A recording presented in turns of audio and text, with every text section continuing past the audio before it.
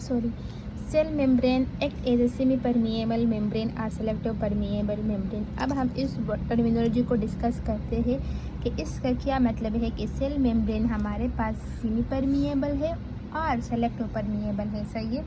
तो बेसिकली अगर हम यहाँ पे देख लें, यहाँ पे उन्होंने लिखा है कि it is selectively permeable membrane so it control exchange of material between, ऊपर करो, बिटवीन सेल एंड एनवायरनमेंट।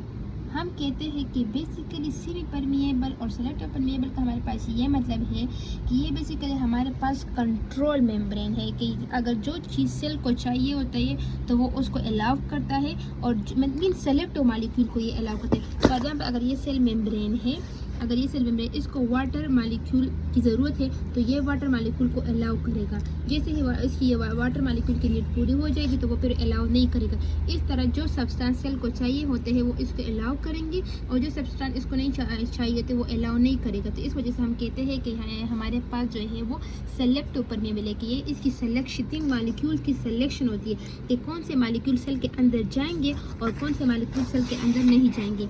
इसके बाद हमारे पास आता है कि हमारे पास जो यहाँ पे एक सेपरेट कंपार्टमेंट, यहाँ पर ये लिखा है कि अगर हम देख ले सेल के अंदर जो सेल मेम्ब्रेन है बेसिकली आउटर इन्वायरमेंट से चीज़ों को प्रोटेक्ट करता है।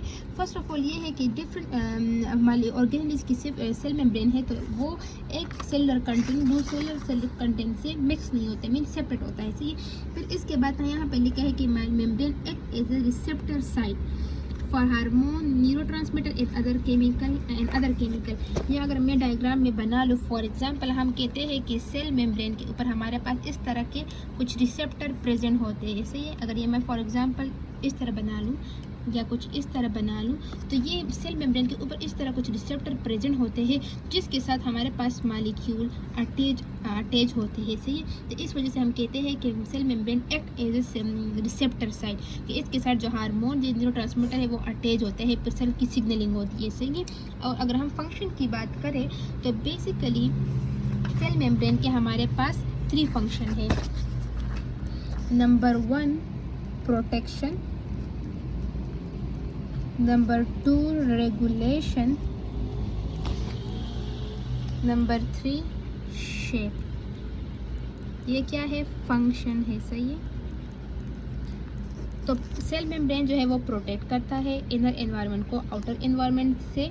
इस तरह रेगुलेशन, जिस तरह हमने कहा सेलेक्टिव परमिएबल मेम्ब्रेन के कुछ मॉलिक्यूल को वो अलाइक करेगा, कुछ को नहीं करेगा। तो इस वजह से हमसे कहते हैं कि ये रेगुलेशन मैकेनिज्म यहाँ पे भी होते हैं। और शेप भी सेल को हम क्या कहते हैं? एनिमल सेल को शेप क्या देता है? सेल मेम्ब्रेन देता है। सही है। इस तरह हम कहते हैं कि फोर्थ पे ये भी हो सकता है कि रिसेप्टर साइट, इस पे जो है वो रिसेप्टर साइट प्रेजेंट होते हैं जिसकी वजह से हार्मोन मॉलिक्यूल यहाँ पर अटैच होते हैं और सेल सिग्नलिंग होती है। सही।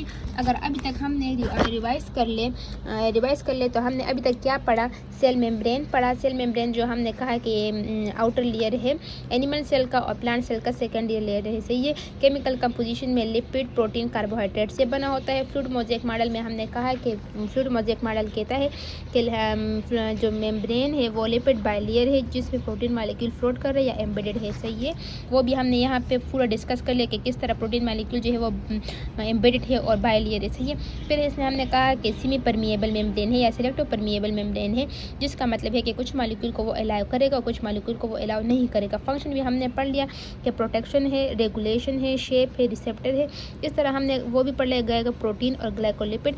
अगर कार्बोहाइड्रेट और प्रोटीन मॉलिक्यूल अटैच हो जाए तो उसको हम क्या कहते हैं? ग्लाइकोप्रोटीन कहते हैं। अगर सिमिलरली अगर कार्बोहाइड्रेट और लिपिड अटैच होते तो उसको हम ग्लाइकोलिपिड कहते हैं। जिस तरह आप यहाँ पर डायग्राम में भी देख सकते हैं कि ये हमारे पास क्या है? ग्लाइकोप्रोटीन है, ये ग्लाइकोलिपिड है, ये प्रोटीन है जो एम्बेडेड है लिपिड बाइलेयर में, ये हमारे पास कोलेस्ट्रॉल है।